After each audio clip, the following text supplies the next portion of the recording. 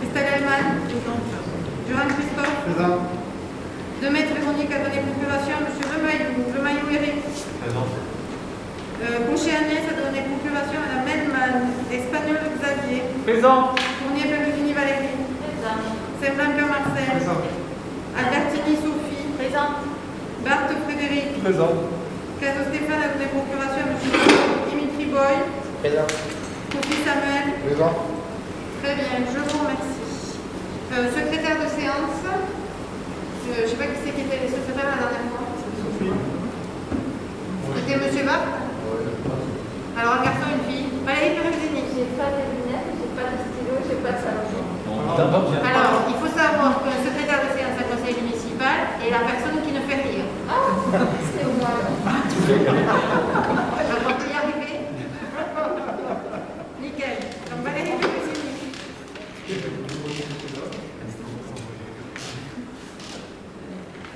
Personnel, création de postes. Dans le cadre, vous savez que dans le cadre du développement des carrières des agents publics, un tableau des effectifs est créé par chaque collectivité locale. Il recense l'ensemble des postes ouverts au titre de la collectivité. Dans le cadre du déroulement de carrière de 4 agents en poste à la Mascar, il convient de créer 4 postes. Donc, un poste, les 4 agents, il y a 3 postes, donc ça veut dire qu'il y en a forcément où il y en a 2. Oui. Donc, adjoint technique principal de première classe à temps complet, adjoint technique principal deuxième classe à temps complet, adjoint principal première classe à temps complet, et pour le poste d'adjoint principal première classe à temps complet, il y a 2 postes. Y a-t-il des questions? Non, de questions, on n'a pas de questions spécialement. On remercie Madame le maire pour la création des 4 postes pour un avancement de grade de 4 de nos agents de la collectivité. Quand on voit aujourd'hui que l'indice au niveau des indemnités de la fonction publique, l'indice a été bloqué depuis 2008-2009. Monsieur Kofi, pardon, je vais vous couper juste 30 secondes parce que entre la clim et les masques, on a du mal à comprendre. Donc je vais demander à chaque personne qui parle d'enlever son masque le temps de parole, s'il vous plaît, ce qui nous permettra de vous entendre plus facilement. Okay. Pardon. Merci Marcel. Christophe, pardon. Oui. Donc, comme je le disais, et nous remercions Madame le maire pour cette, on va dire, c'est une promotion, on va dire, c'est la création de 4 postes et pour nos agents, ça fait partie de l'avancement de grade que prévoit notre statut de la fonction publique territoriale. On sait qu'aujourd'hui que l'indice est bloqué depuis 2008-2009, donc ça permet aux agents de la collectivité d'avoir un peu plus de pouvoir d'achat. Donc c'est une mesure sociale qui va dans le bon sens et avec le temps qui court, et c'est bien pour nos agents. Okay. Je vous remercie de cette intervention. Effectivement, c'est important que les agents administratifs qui peuvent prétendre à des grands, dans la mesure où la collectivité a ces besoins-là, c'est important que les agents publics puissent les obtenir. D'autres interventions? Nous allons procéder au vote. Qui est contre? Qui s'abstient? Adopté à l'unanimité. Je vous remercie. Désignation d'un correspondant défense. Alors, depuis 2001, il existe au sein des communes un correspondant défense qui est le délégué du maire pour prendre en charge les questions relatives à la défense. Donc il convient d'en désigner un au sein du conseil municipal qui sera le point d'entrée de la mairie des citoyens vers le ministère de la Défense, représenté par le DMD, la délégation militaire départementale de la Haute-Garonne.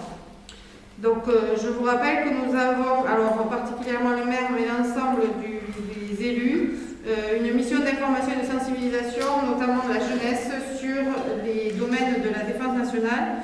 Et à ce titre, je vous rappelle que tous les jeunes garçons et filles à l'âge de 16 ans doivent participer à la journée des défenses citoyennes. Journée défense et citoyenneté, pardon.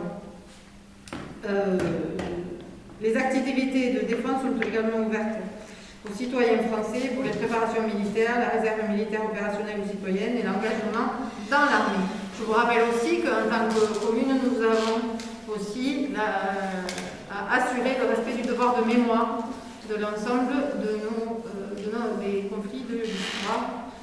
Donc, compte tenu de la masse des candidatures qui est arrivée sur ce poste de correspondant défense, je vous propose ma candidature. Y a-t-il d'autres candidatures? Je vous remercie. Qui est contre? Qui s'abstient? Adopté à l'unanimité. Je vous remercie de cette confiance estimante. Alors ensuite, élimination annuelle des ouvrages de la médiathèque. Est-ce que Valérie, tu peux nous en dire 2 mots ou tu t'abstiens comme le secrétaire de séance? Il y a des questions par rapport à la mise au rebut des documents. Baisse ton masque parce que sinon on ne va pas te comprendre. Est-ce qu'il y a des questions par rapport à la mise au rebut des documents de manière annuelle? Alors il faut peut-être que tu nous expliques ce que c'est parce que si certains le savent, peut-être que tout le monde ne le sait pas. D'accord. Donc en fait, lorsque les documents sont abîmés à la médiathèque, ça peut être des livres, des CD, des DVD, lorsqu'ils sont abîmés ou obsolètes, c'est-à-dire que le contenu ne correspond plus à l'actualité, ces documents sont mis au rebut. Donc tous les documents qui sont dans un inventaire en fait appartiennent à la collectivité, à l'ensemble de la collectivité, et lorsqu'on les met au rebut, il faut signifier que ces documents sont sortis de l'inventaire qui appartient à la commune. Donc ça s'appelle une mise au rebut et on fait un listing de cette mise au rebut une fois par an. Ça donne lieu donc à une délibération que cette fois-ci nous souhaitions qu'elle soit permanente. C'est-à-dire qu'on fait la délibération une fois et ensuite Christelle Kermès pourra tous les ans faire cette mise au rebut juste en faisant un listing signé par Madame le maire. Merci. Et, voilà. Merci. Christelle, tu veux rajouter quelque chose sur la médiathèque et la mise au rebut des livres? C'est ce qu'on appelle aussi couramment le pilon. Le pilon, C'est ça. Les ouvrages déclassés, les ouvrages pilonnés. Et j'avais rajouté une petite phrase disant que ces mises au rebut, en fait, ces documents déclassés, on pourrait les donner à des institutions. J'avais rajouté une petite... Oui, et j'en suis d'accord. Y a-t-il des interventions? Merci Valérie de ces précisions. Y a-t-il des interventions? Non? Non, des interventions, non. Je sais que cette élimination de ces ouvrages, je sais qu'il y a d'autres communes où souvent c'est donné dans d'autres villages ou dans des pays en voie de développement qui sert à des gens qui en ont besoin. Quoi. Donc, si c'est pour il vaut mieux donner à ceux qui sont vraiment dans le besoin. Alors c'est un peu l'idée qu'évoquait Valérie en disant qu'on pouvait le donner à d'autres institutions. On va essayer de voir effectivement comment on peut envoyer, comment on peut transmettre ces ouvrages à des bénéficiaires qui pourraient en avoir besoin. Et on arrivera à une liste in fine qui sera vraiment celle des ouvrages ou des éléments que l'on a à la médiathèque qu'on ne pourra pas donner. Mais on est tout à fait d'accord avec ça et si la possibilité nous en est donnée, on le fera avec plaisir. Pas d'autres questions, pas d'autres interventions? Bien, donc je propose le vote. Donc qui est contre? Qui est pour? Adopté à l'unanimité. Je vous remercie. Ah mais oui, qui s'abstient? Adopté à l'unanimité. Merci. Approbation du règlement de tennis.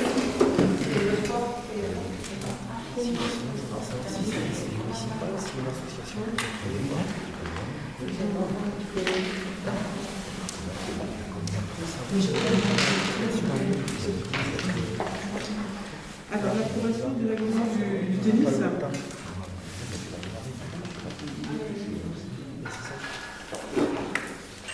Madame le maire rappelle au conseil municipal que le terrain de tennis a été refait très récemment, comme vous l'avez constaté. Pour le bon fonctionnement de son utilisation, il est nécessaire de mettre en place un règlement. Le règlement d'accès au terrain de tennis protège tous les utilisateurs et leur permet de pratiquer leur sport en toute équité et satisfaction. Le but du présent règlement est de faciliter l'utilisation du court de tennis et de faire appliquer certaines règles sportives de bienséance. Les utilisateurs sont tenus de le respecter et de le faire respecter. Si l'autodiscipline n'est pas suffisante, la municipalité est habilitée à le faire respecter et à procéder si nécessaire à des avertissements et exclusions. Après, on envoie délibérer le conseil municipal. Donc, on va d'abord délibérer. ok. Oui, c'est clair. Juste, bon, oui, effectivement, la volonté, c'est d'ouvrir le terrain de tennis le plus rapidement possible, puisque maintenant il fait beau, il est rénové, il est magnifique. Et on a eu plusieurs demandes, effectivement, pour l'occuper. On vous avait déjà informé, on avait déjà dit la volonté, si possible, d'arriver à accompagner différentes volontés qui voudraient créer une association. C'est aujourd'hui le cas puisqu'on a quelque chose qui est en train d'émerger, sur lesquels nombre d'élus ont travaillé, avec Christelle, Marcel, Sophie, je ne sais pas qui était encore, Xavier peut-être, Christophe. Oui. Donc l'idée c'est d'accompagner ce groupe de personnes, mais jusqu'à la constitution de cette association, excusez-moi, la mairie va s'occuper de l'organisation et du fonctionnement du terrain et le prendre en régie. Nous avons donc à cet effet sollicité le trésorier de Saint-Lys qui nous a fait part de son accord. Par contre, vous avez vu dans la délibération qu'on avait mis une caution à 15 €. Et le trésorier a appelé aujourd'hui pour nous faire part de son interrogation sur ce prix et nous conseille vivement de mettre 20 €. Donc, si vous en êtes d'accord, nous proposons à la délibération, bien évidemment, sur l'ouverture de la régie, puisqu'il s'agit bien d'ouvrir une régie, et en même temps de monter cette cotisation, cette caution, alors même qu'elle était posée à 15 € dans la délibération, si vous en êtes tous d'accord, de la monter à 20, conformément au conseil du Trésor. Alors, sur les deux choses, je souhaiterais qu'on délibère, enfin, que vous nous donniez votre accord sur les deux choses. Est-ce qu'il y a, avant de voter, est-ce qu'il y a des questions et des interventions? Juste une question, Christelle. Donc, quand vous dites cotisation annuelle, c'est uniquement les 20 € de carte magnétique, c'est tout. Il n'y aura pas de cotisation en plus à payer. Alors, pour nous, non. Si En tant que mairie. Oui, Par contre, à partir du moment où une association se mettra en place, elle aura son propre règlement et ses propres statuts, et elle verra, elle, comment elle veut fonctionner. Et on se posera la question, de toute façon, la commune a posé de toute façon, l'équipe municipale a posé de toute façon la volonté d'accompagner vraiment la mise en place de cette association pour créer une nouvelle activité à la Masquère. Donc on verra si à un moment donné il y a un besoin d'accompagnement, peut-être y compris financier, on verra comment on gère cette question-là. Mais pour l'instant, effectivement, quand on parle des 20 €, on parle uniquement sur la caution. Y a-t-il d'autres interventions? Bien, donc je vais vous proposer deux votes si vous en êtes d'accord, bien que la délibération finale sera unique, mais je préfère qu'on vote sur les deux côtés. Donc premier point, la régie. Y a-t-il des votes contre? Des abstentions? Donc régie, ok. Et deuxième point sur la cotisation, la caution à 20 €. Y a-t-il des votes contre? Abstention? Adopté à l'unanimité. Je vous remercie. C'est une nouvelle activité qui arrive à la Masquère. J'espère que le terrain de tennis sera largement occupé par les jeunes et les moins jeunes. Et je sais qu'il y a des amateurs. Bien. J'aurais dû annoncer en début de conseil, mais j'ai oublié. Nous vous proposons une délibération sur table, qui est une délibération très, très clairement d'opportunité, puisque nous avons eu très récemment, la semaine dernière, un mail de l'Éducation nationale nous informant de l'existence d'un plan de relance à destination spécifique politique des écoles pour les investissements numériques. Et donc, nous avons souhaité, et ça a été un peu dans l'urgence, nous avons souhaité proposer un projet dans ce sens. Et donc, nous allons vous proposer, sur table, on en est désolé, mais c'est quand le dossier est parti, on n'avait pas tous les éléments, donc nous proposons une délibération sur table à ce sujet que Christelle vous présentera tout de suite, on peut y aller. Très bien. Alors, donc, la demande de subvention qui porte sur le matériel informatique de l'école. Madame le maire ici présente informe donc le conseil municipal qu'il est nécessaire de renouveler le parc informatique de l'école primaire Édith Piaf. Et en accord avec l'équipe enseignante, il a été décidé de procéder au renouvellement du matériel informatique comme suit. Donc 5 vidéoprojecteurs Epson EB, on va pas aller jusqu'au bout, EB 685W1, 5 câbles HDMI de 5 mètres, 5 tableaux blancs 120 sur 200, triptyque magnétique, 6 portables HP Pro 1.5, 6 points d'accès Wi-Fi débrayables plus 4 RJ45, 6 visualisateurs HUE HP Pro, 6 haut-parleurs mural pour projecteur Epson, un disque NAS, Synology DS220+. Tout le monde comprend tout là. Oui, moi aussi, voyez-vous. 2 HDD 004 I3 complété, HDD Western Digital Red 3.5 de T0 et un montage e-vidéo projecteur. Un abonnement filtrage proxy école, boîtier passerelle proxy, paramétrage plus test. Alors, le conseil municipal, après en avoir délibéré, non, on va délibérer, mais décide donc de passer la commande de la société Drell pour un montant de 15 886 €. Pardon? Drell ou DPL? Non, c'est pareil. On va dire Drell DPL, pour un montant de 15 886,26 € hors taxe, soit 18 935 € TTC. D'autoriser Madame le maire à signer le devis, d'inscrire ces dépenses au budget 2021, de solliciter une aide financière maximale auprès de tous les services pouvant octroyer une aide financière maximale quant à ces achats. Xavier, peut-être tu veux rajouter un mot? Donc, ce plan numérique est le quatrième plan numérique depuis 2009 fait par l'État. Celui-ci s'inscrit en plan de relance dû à la situation sanitaire que l'on connaît.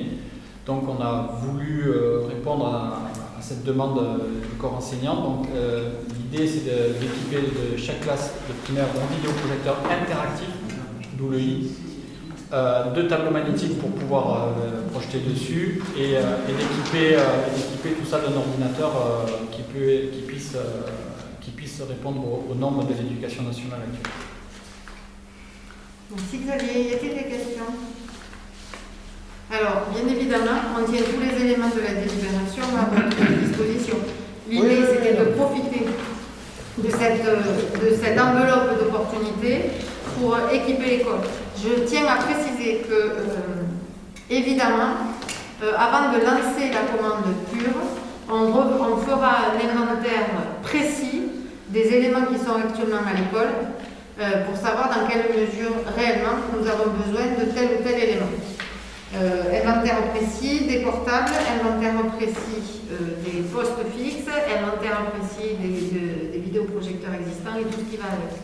L'idée, c'était de pouvoir répondre à cet appel à projet dans le cadre d'un véritable besoin et pas simplement dans l'idée de juste équiper une école alors même qu'on n'en aurait pas besoin. Donc ce sera également travaillé, ça a déjà été travaillé un peu avec les enseignants, mais on ira encore plus loin là-dedans. Oui, très bien. Juste pour compléter, c'est compléter l'optimisation du groupe scolaire et de la médiathèque qui a été fibré dernièrement. Donc du coup, on peut pouvoir développer ce type de matériel maintenant que le réseau informatique le permet aussi. Exactement. Donc voilà sur cette délibération rajoutée sur table. Et je vous remercie d'avoir accepté. Y a-t-il des questions? Est-ce que vous avez des questions là-dessus? Non. Bien, je vous remercie. Donc on va proposer, oui, je vais proposer le vote. Donc qui est contre? Qui s'abstient? Adopté à l'unanimité. Je vous remercie. Alors, délibération suivante, c'est l'opposition, on revient à l'ordre du jour classique, c'est l'opposition au transfert de la compétence du PLUI. Donc, je vous avais déjà évoqué la question, puisqu'on avait déjà voté, vous vous rappelez, sur cette idée d'opposition au transfert de la compétence PLUI. Pour les absents qui n'étaient pas là le jour où on avait déjà voté, juste un rappel de contexte, c'est que les PLU sont aujourd'hui de compétence communale. Il est possible de transférer aux intercos depuis un certain nombre d'années. À ce jour, la moitié des intercommunalités de France ont transféré, plus de 50%, ont transféré leur PLU, ont récupéré les compétences de transfert de PLU au niveau intercommunal. Concernant le Murta-Aglo, j'avais dit à l'époque et je redis aujourd'hui mon scepticisme sur la capacité à pouvoir accompagner, compte tenu de la configuration actuelle du Murta-Aglo, à accompagner la mise en œuvre d'un PLUI, ce qui fait que je soumettais à votre vote une opposition à ce transfert, au-delà des questions qui pouvaient se poser sur le regard qu'on pouvait continuer à porter ou pas sur les autorisations d'urbanisme et sur l'urbanisation de notre commune. Donc voilà, je ne sais pas s'il y a des questions. Non, très bien. En fait, ce n'est pas une question. Et s'opposer, moi je suis d'accord, on va défendre, mais est-ce que, parce que je sais qu'il y a une loi qui dit s'il y a les 30% ou 50% de l'agglo qui délibère en faveur, on sera obligé de passer en PLUI, comme c'est fait à Toulouse Métropole. Parce qu'à un moment donné, il y a beaucoup de communes qui disaient non, mais une fois qu'ils ont eu 50% des communes qui ont dit oui, ils n'avaient pas le choix. J'ai peur qu'on va voter contre, parce que c'est normal, on est sur le même point, ou sur la même répression que vous, mais le problème c'est que est-ce qu'on va y arriver à résister longtemps? Alors à résister longtemps, moi je dirais résister longtemps par rapport à qui? Aujourd'hui, ce qui est sûr, c'est que la quasi, alors je ne vais peut-être pas dire la totalité parce que je n'ai pas interrogé tous mes collègues maires, mais un très grand nombre d'élus maires vont délibérer contre ce transfert aujourd'hui. Donc à ce jour, le président du Murta-Aglo lui-même n'envisage pas à ce jour de prendre la compétence PLUI. Donc, au jour où je vous parle, il n'y a pas d'ambition d'aller vers ce dispositif. Par contre, il faut bien qu'on ait en tête que ce n'est qu'une question de temps. Et je me garderai bien de donner une temporalité. Mais il est évident qu'à un moment donné, la question reviendra vers nous. Bien, y a-t-il d'autres interventions? Très bien, je propose au vote. Qui est contre? Qui s'abstient? Qui est pour? À l'unanimité, je vous remercie. Autorisation de paiement des dépenses d'investissement. Alors, chaque année, on vote le budget. Au mois de mars et une délibération vient autoriser les dépenses d'investissement avant le vote du budget. Bien que là, on soit dans des délais qui soient relativement courts, mais quand même, il peut arriver qu'on veuille investir dans la limite du quart des dépenses, que l'on veuille investir avant le vote du budget. Donc la présente délibération va bien permettre ces dépenses d'investissement avant le vote du budget. Très bien, y a-t-il des questions? C'est une délibération relativement formelle que prennent toutes les collectivités et voilà, pour qu'on puisse assurer le suivi des projets en cours s'il y a lieu. C'est pour moi? Très bien. Je propose le vote. Qui est contre? Qui s'abstient? Je vous remercie. Donc, on va procéder maintenant à l'objet, je ne vais pas dire principal, mais au-delà des délibérations, il y a un moment important dans l'année dans les délibérations à prendre par une collectivité locale, même si là on ne parle pas de délibération puisqu'il s'agit d'un débat. Donc on ne procédera pas au vote, mais l'idée du débat d'orientation budgétaire est de permettre d'avoir un échange lors de la préparation du budget. Je voudrais simplement rappeler que compte tenu de notre taille, le DOB, ce qu'on appelle le DOB, donc le débat d'orientation budgétaire, n'est absolument pas obligatoire. Je rappelle que le DOB devient obligatoire uniquement à partir de 3500 habitants.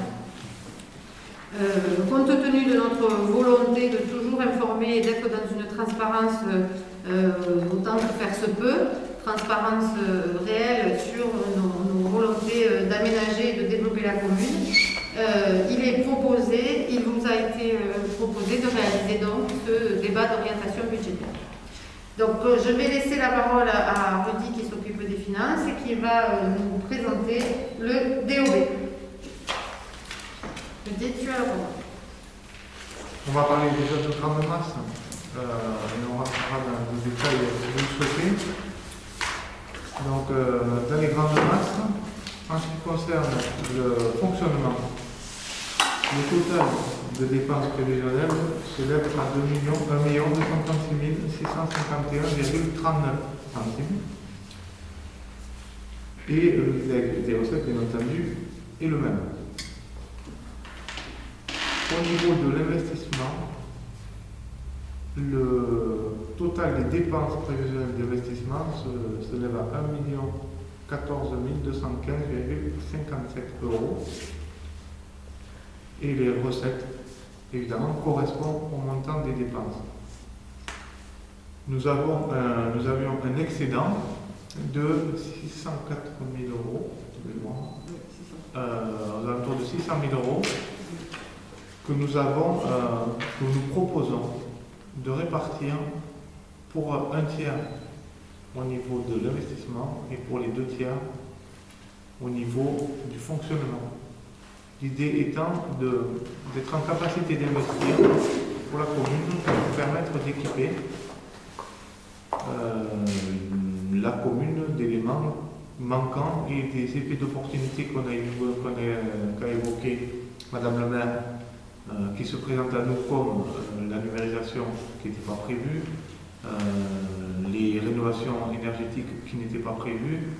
Donc il faut qu'on soit en capacité de pouvoir répondre au présent s'il se présente des situations où les subventions sont très intéressantes. En ce qui concerne donc les grandes masses au niveau des sections, donc, vous avez dans le fonctionnement, chapitre 11, je pense que tout le monde peut-être maintenant est familier plus ou moins avec les grands chapitres. Les charges à caractère général, 311 240. Chapitre 12, charges de personnel préassimilé, 403 330. Chapitre 14, atténuation des produits, 71 000. Chapitre 65, autres charges de gestion courante, 390 020. Total de dépenses de gestion des services, 1 171 590. Alors, est-ce que vous voulez que je fasse le détail ou qu'on discute plutôt des orientations?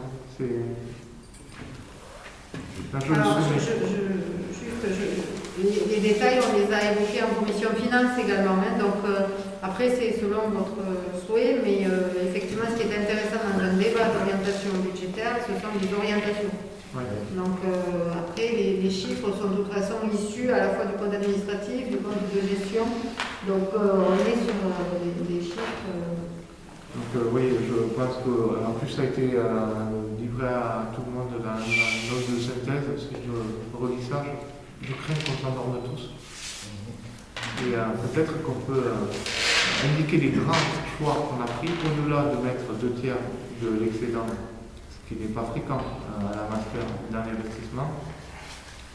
C'est peut-être indiquer les éléments qui nous permettent de créditer ce que nous avons annoncé sur la mandature, c'est-à-dire de pousser l'éducation, la culture et le sport d'une manière tangible et réelle pour les administrés. Et développer un peu, Stéphane avait demandé des précisions. Je vais l'assumer parce que c'est moi qui n'ai pas répondu. Je pensais qu'on allait en parler justement et je n'avais pas compris qu'il nous voulait avant. Ah, bon, Samuel, t'as fait le. Il y a Samuel, Stéphane n'est pas là, je vais le compte rendu, mais Samuel, de toute façon, était à la commission de finances, donc on va pas rentrer Oui, non, mais dans voilà. les détails si tu veux. On lui fera le compte rendu après de ce que vous avez décidé en matière d'investissement, si tu veux. Mais effectivement, comme je dis, on ne va pas s'endormir à détailler chaque ligne. On est d'accord, on ne va pas détailler chaque ligne, donc on a simplement, il y a quand même des choses que vous connaissez, il y en a d'autres, puisqu'on est dans un débat qu'on propose au niveau un peu informatique. Donc surtout l'urbanisme représente plus de 90% du total, c'est à peu près logique. Il y a l'isolation de l'école, qui est budgétée, l'isolation des bâtiments publics, donc ça fait des grosses sommes. L'étude de la maison Beit, vous savez que la mairie actuelle n'est pas aux normes et que la maison Beit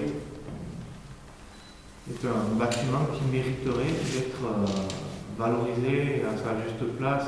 C'est une belle bâtisse, donc on va se pencher sur le sujet et la première démarche à prendre, c'est de commencer à étudier ce qui est faisable.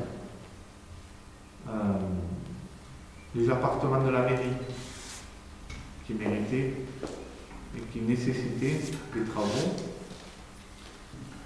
Le City, donc le City, le serpent de mer depuis des années, il verra le jour avant l'été. Vous pourrez jeter un coup d'œil. Les piquets sont plantés, je ne sais pas si vous l'avez vu en arrivant. Donc on a mis 2 espaces proches ou moins proches de la salle des fêtes à voir. Donc lui, il est plus qu'imminent. Alors poser des gabions ou des murettes ou autres, suite à ce qui s'était passé l'été dernier, qui avait quand même suscité une certaine colère vis-à-vis des administrés, on ne peut pas l'ignorer.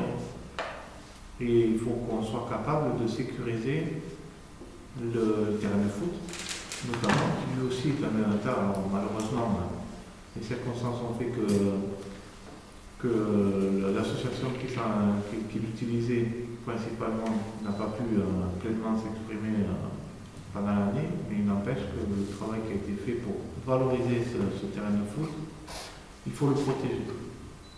Il faut protéger aussi l'espace public ici. Et donc on est en train d'étudier la meilleure manière, mais donc du coup on a inscrit au budget une ligne qui concerne cette sécurisation de la zone. Le renouvellement du matériel, ça fait partie aussi des choses à réaliser pour que les agents techniques puissent travailler dans de bonnes conditions. Il y a le lotissement du Petit Pierre aussi, vous connaissez le dossier. Donc là, cette fois-ci, ça va s'enclencher pour que les riverains de ce lotissement ne soient plus embêtés par des refoulements des pierres qui secouent. On a inscrit aussi un boulodrome au budget, une aire de fitness, un skatepark amélioré, et dans la partie qui concerne les droits de tirage de l'agglo, on a inscrit le chemin des parcs et du centre du village, les valoriser, puis faire en sorte que ce ne soit pas des piscines d'équipe bleue, pour améliorer, encore une fois, la connexion de la Masquerrois avec le centre du village. Les pistes cyclables de l'Ossau et le parking Port-Télé. Le tout, ça se monte à 1 98 000 € quand on inclut la part de droit de tirage. Le droit de tirage qui se monte auprès de l'aglo à 170 000 €. Excusez-moi, si je peux te demander quelque chose, vous voudriez faire, tu disais dernièrement, piste cyclable à l'osso. Au moins étudier la possibilité de le faire. D'accord. Parce que comme je le disais, la dernière réunion qu'on a faite donc, aux associations avec Christelle, il y a ce problème avec l'osso, le problème qui mène l'osso au village. Il y a ce tourne à gauche là qui est, comme on le sait tous, qui, il faut en parler avec Christelle, elle était d'accord avec moi, très dangereux. Oui. Et on disait, vous faire un rond-point, c'est quasiment impossible, mais trouver d'autres solutions. Enfin, puisqu'on en parlait plutôt sur la piste cyclable qui amènerait du collège vers la Masquère. Oui. Et donc là, on irait vers l'osso, mais on reviendrait au même point. Il y a ce côté qui est très dangereux et laisser un enfant aujourd'hui traverser l'osso pour aller vers le village avec ce tourne à gauche et cette départementale qui roule vite, on en parlait l'autre jour, c'est dangereux. Oui, c'est sûr. D'autant plus raison Dimitri qu'il y a eu un décès encore. Alors le décès est un peu plus haut chez le mien, si tu veux, il est un peu plus haut. Il y a eu un Mais décès encore sur cette départementale qui est extrêmement dangereuse. Donc j'espère qu'on pourra faire quelque chose sur cette route départementale. Effectivement, tu as raison de poser la question du tourne à gauche. C'est une question qu'on a posée à plusieurs reprises. Je te l'avais déjà dit au département et à l'agglo pour essayer de trouver des solutions. Il n'empêche que la question du déplacement sur l'osso, au-delà des pistes cyclables, c'est la question du déplacement des enfants qui vont prendre le bus le matin. Et à ce jour, l'osso est une possibilité à laquelle on réfléchit.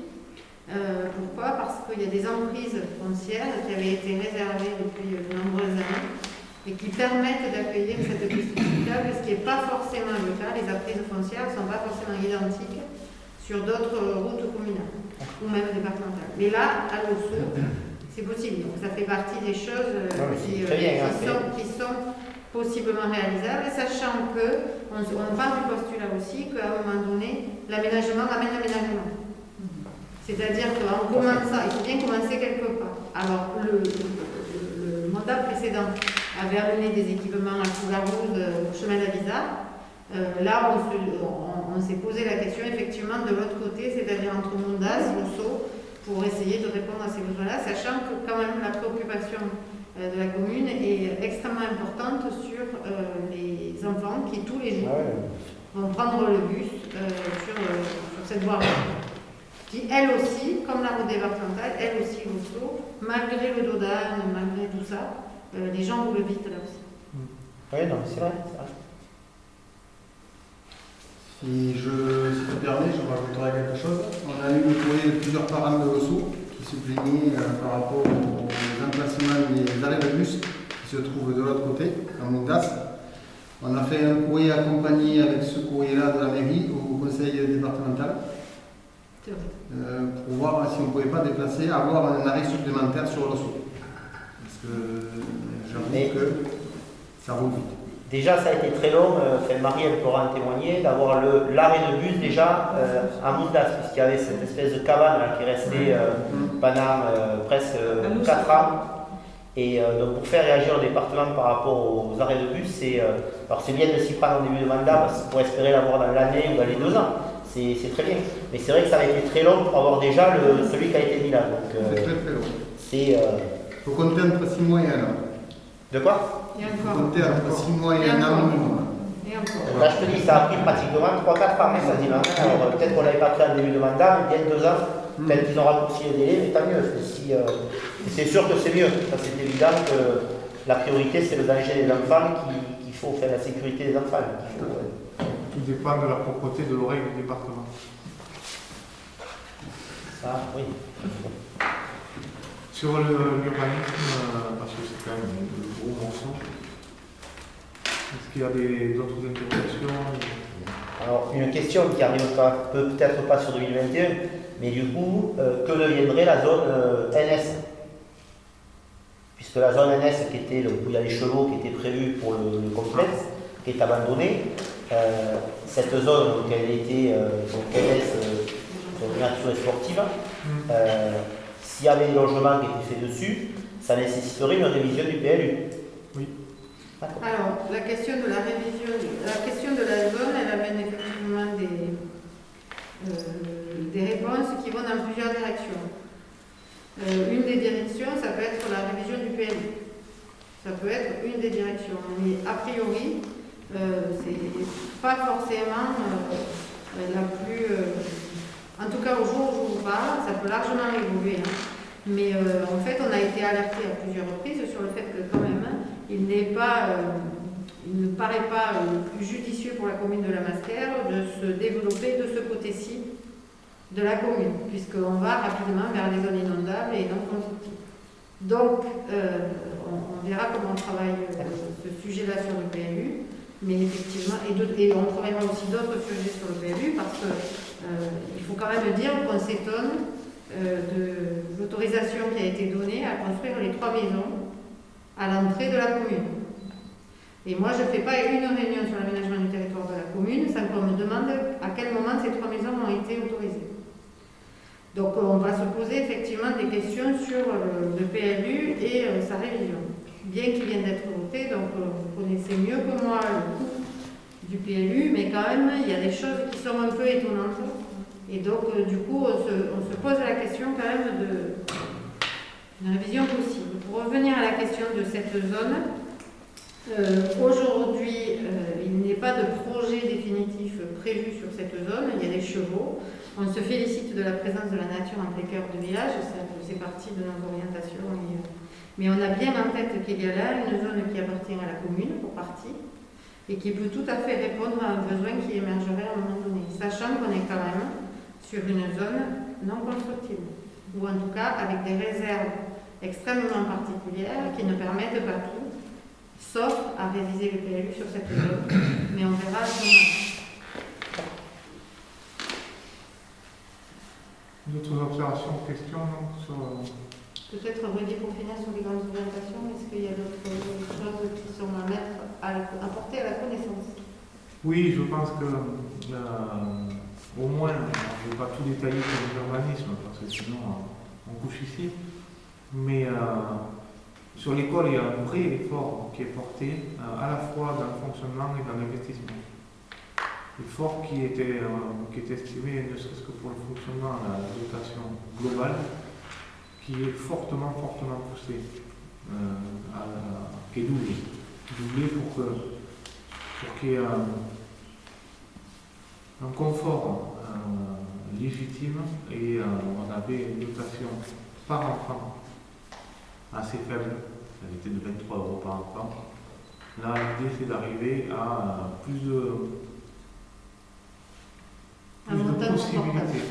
de possibilités, et comme effectivement il faut marquer à la fois les enfants d'aujourd'hui seront les citoyens de demain. Et on se dit toujours que en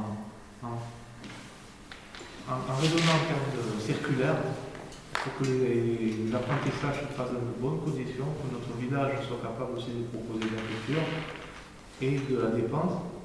C'est pour ça qu'on réfléchit aussi, on n'a pas à développer une aire de fitness, le boudrome, des activités de plein air, parce qu'il va y avoir un besoin cruel.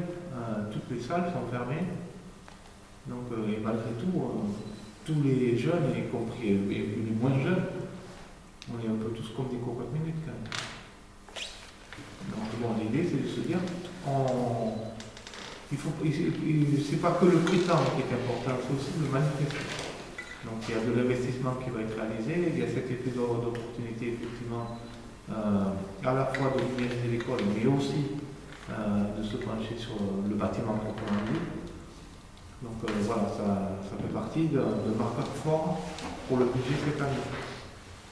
En ce qui concerne la culture, c'est la même orientation. Là, le fonctionnement progresse de 40%. Qu'est-ce qu'il y a d'autre à développer au niveau des associations?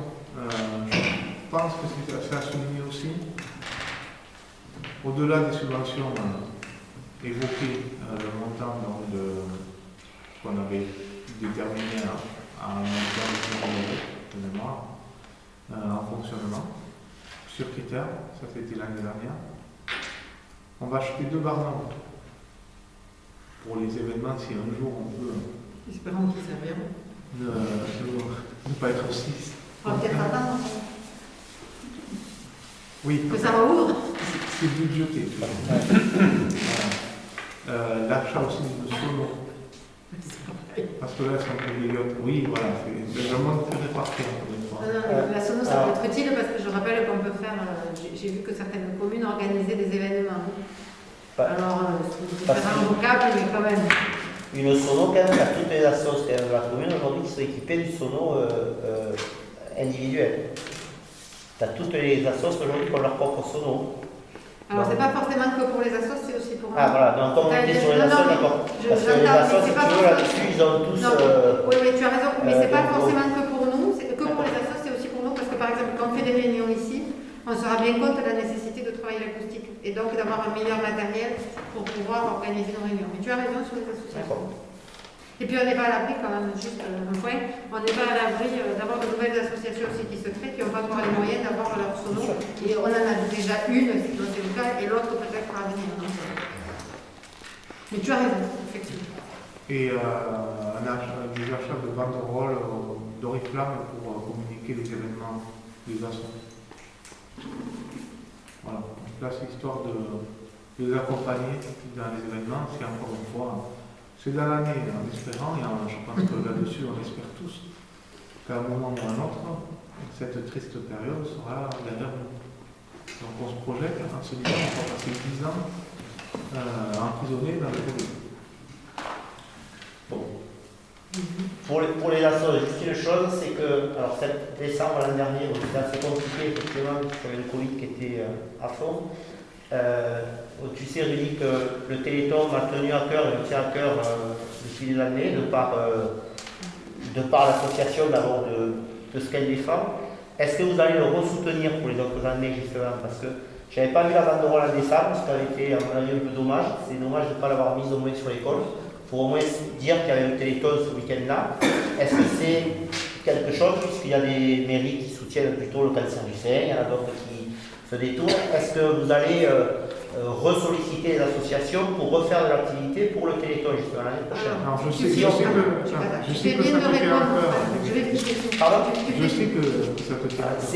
Je l'avais mis en place, je l'avais remis en place sur la commune, c'est quelque chose qui peut nous toucher à tous. Donc au-delà de le faire en tant qu'élu, c'est une association qui à mon avis est importante. Même si tu sais que je me suis battu pour que les associations participent à ce Téléthon-là et c'était difficile, tu pensais quelque chose, mais il y avait quelque chose qui se faisait quand même intra-commune à Saint-Clair et à la Bastillette, ce qui était sympa, et voir si l'année prochaine, pour le décembre dernier, c'était effectivement impossible de faire quelque chose, on en est tous conscients, et si décembre l'année prochaine, on peut refaire en fait de l'activité, est-ce que c'est quelque chose que vous allez reproposer aux associations? Alors, tu fais bien de poser la question, parce que hier soir, dans d'autres sphères, j'ai rencontré une élue de la Bastillette qui souhaite mener des actions conjointes, qui en a parlé à Eric qui est venu m'en parler ensuite, qui souhaite mener des actions conjointes et elle a évoqué par ricochet le Téléthon.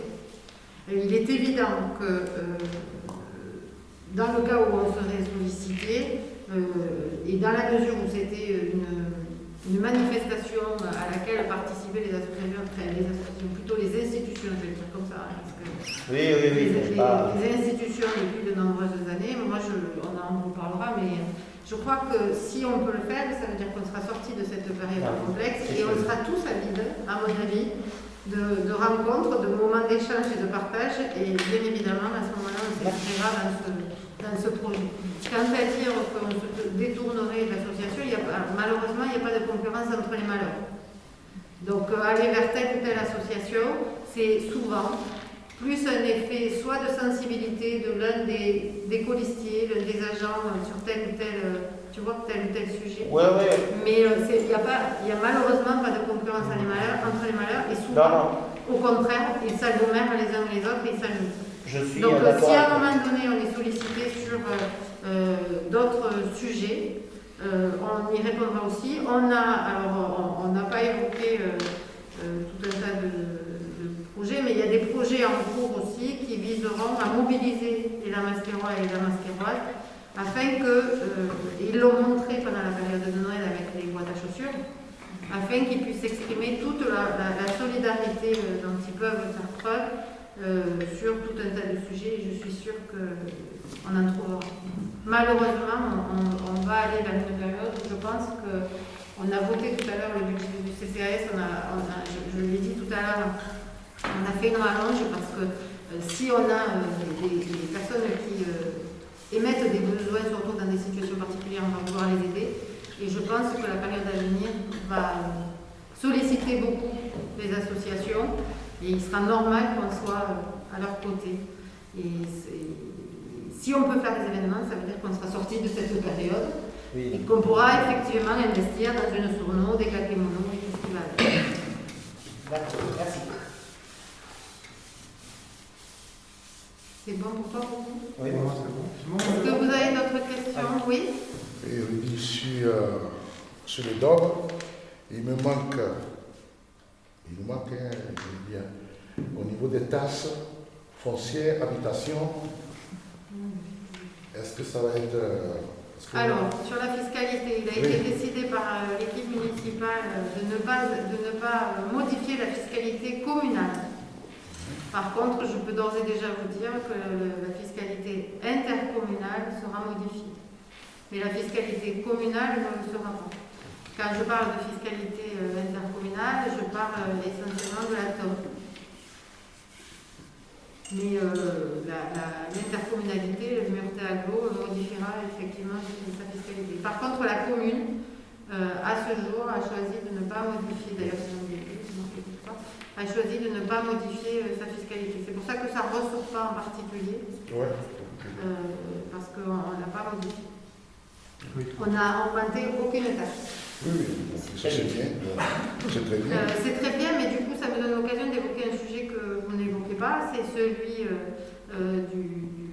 du financement et des recettes qui vont avec. Effectivement, on a choisi de ne pas augmenter la fiscalité, on a choisi aussi de faire tout un tas d'économies, et je voudrais surtout souligner la capacité à aller chercher des financements, et je remercie à ce titre, même s'il ne faut jamais le faire avant, on ne les a pas encore, les subventions, mais il y a un niveau d'investissement et d'accompagnement des collectivités qui est quand même assez fort, il faut bien le dire. On est en début de mandat et on va en profiter, notamment des aides du département, conseil départemental de la Haute-Garonne, qui accompagne assez bien les projets sur lesquels on va se positionner. Également la région, conseil régional de Haute-Garonne, régional d'Occitanie, excusez-moi, qui sont des sources assez intéressantes.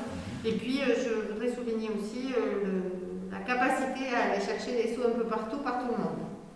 Bon, sous la houlette de Rudy, puisque c'est Rudy qui s'occupe des finances, mais quand même, on a une capacité à aller chercher des financements qui est quand même assez forte, ce qui fait qu'on peut envisager ces projets avec sérénité.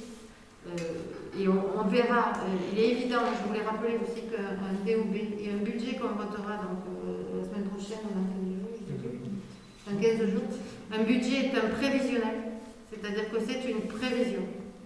Et évidemment, il y aura, et on vous en fera part au fur et à mesure, il y aura des modifications évidentes, que ce soit sur les projets eux-mêmes, mais ça peut être sur les prix, sur les tarifs des entreprises, sur les équipements, sur tout un tas de sujets. On est là sur du prévisionnel. Et évidemment, comme l'a dit Rudy, qui montre la volonté d'accompagner en priorité le sport, l'éducation et la culture. Est-ce qu'il y a d'autres questions? D'autres interventions? Le DOB ne se votant pas, nous prenons acte de sa présentation. Merci Rudy. La séance, l'ordre du jour étant épuisé, y a-t-il des questions diverses? Non. Pas de questions diverses? Mesdames, Messieurs, je vous remercie de votre présence et vous dis